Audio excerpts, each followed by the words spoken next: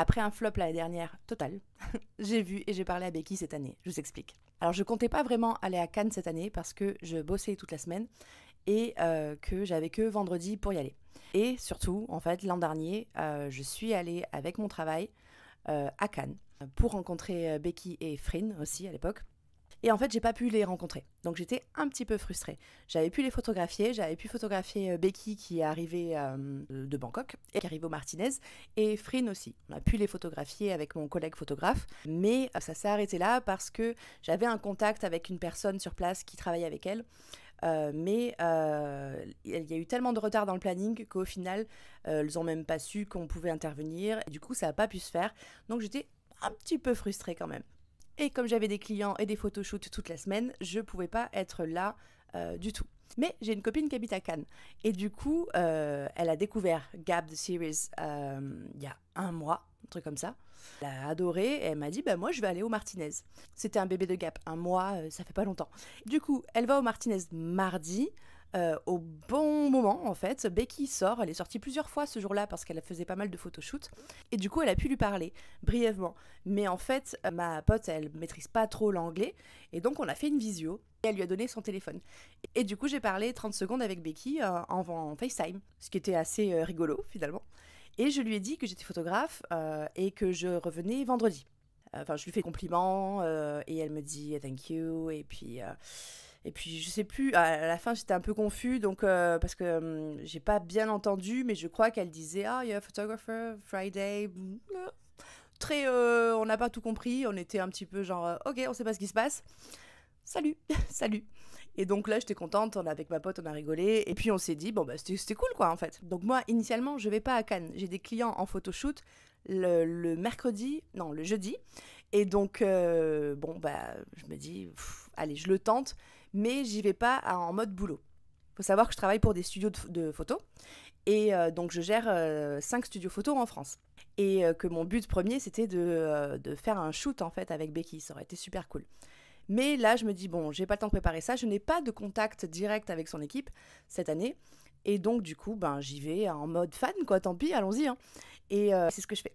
Donc j'y retourne avec ma pote le vendredi, on arrive au Martinez et je me dis bon elle est là depuis lundi, possible qu'elle reparte quand même. On n'avait pas encore le planning d'Idol Factory qui était publié. Elle a son événement L'Oréal le jeudi. D'ailleurs, magnifique robe. Donc je me dis peut-être que le lendemain, étant donné que c'est fini, elle va repartir. Bon, on arrive quand même tranquille au Martinez, devant le Martinez.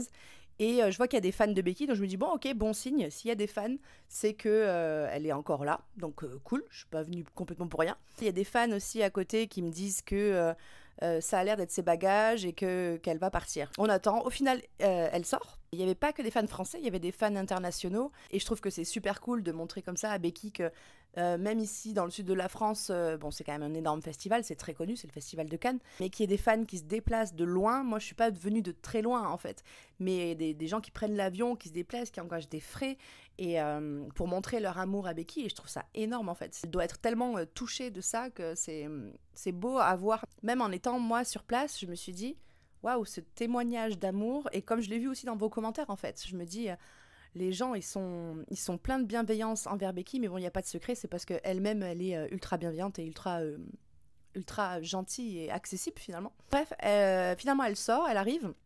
Nous on était un petit peu sur le côté avec ma pote, donc on s'est dit va pas venir nous voir parce que les fans, l'essentiel des fans était quand même bien devant.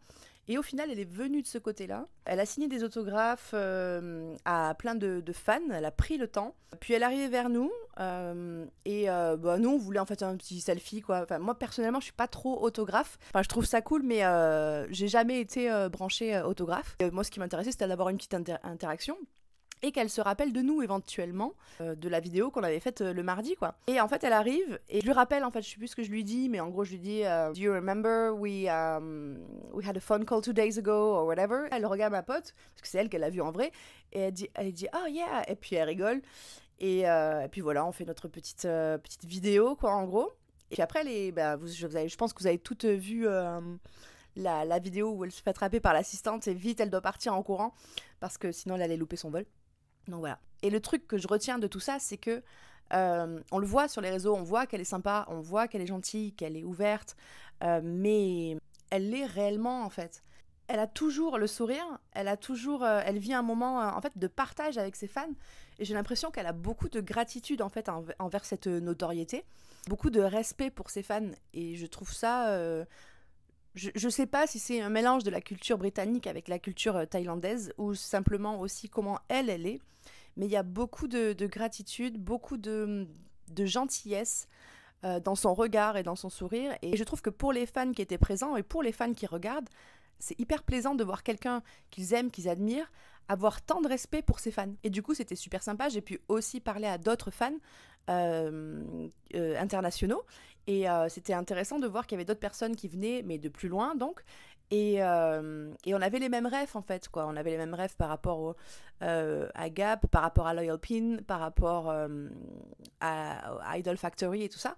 Et c'est là que je découvre vraiment, je le savais, mais je sais qu'il y a une énorme communauté quand même si beaucoup de gens encore ne la connaissent pas, parce que bah, quand on était au Martinez, il y a des gens qui me demandaient c'est qui ou à d'autres endroits, hein, on m'a demandé, enfin les gens étaient surpris de voir l'engouement qu'il y avait autour de Becky.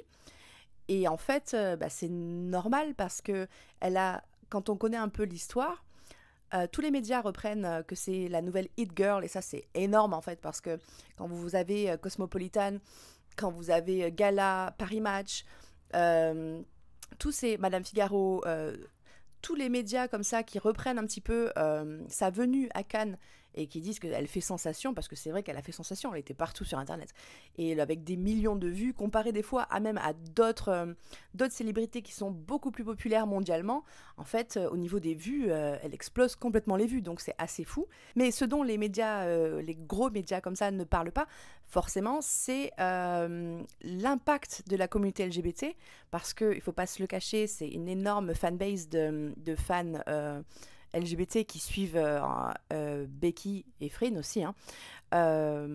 Et parce que ça a commencé par là, parce que ça a commencé par Gap, parce que ça a suivi avec Loyal Pin, parce qu'il va y avoir Cranium, parce qu'il va y avoir Four Elements et un projet secret. C'est hyper intéressant, cette fanbase LGBT qui donne un pouvoir immense à une personne du coup pour le coup qui le mérite et qui est hyper bienveillante, et du coup ça m'a donné aussi une idée de vidéo prochaine éventuellement, je sais pas si je me lance là-dedans ou pas, sur le pouvoir de cette communauté lesbienne, bisexuelle, LGBT dans le monde, qui font qu'une actrice qui est britannique-thaïlandaise fait un show sur YouTube à Bangkok et ça explose et ça devient un truc mondial. Elle est invitée au Fashion Week, au Festival de Cannes, ambassadrice Chanel, ambassadrice L'Oréal. C'est quand même énorme. Mais je pense qu'on aura l'occasion d'en parler prochainement. Si vous avez aimé cette vidéo, n'hésitez pas à la commenter, à la partager, je sais pas. Et puis on verra par la suite si je continue ou pas. Je sais pas. Bye.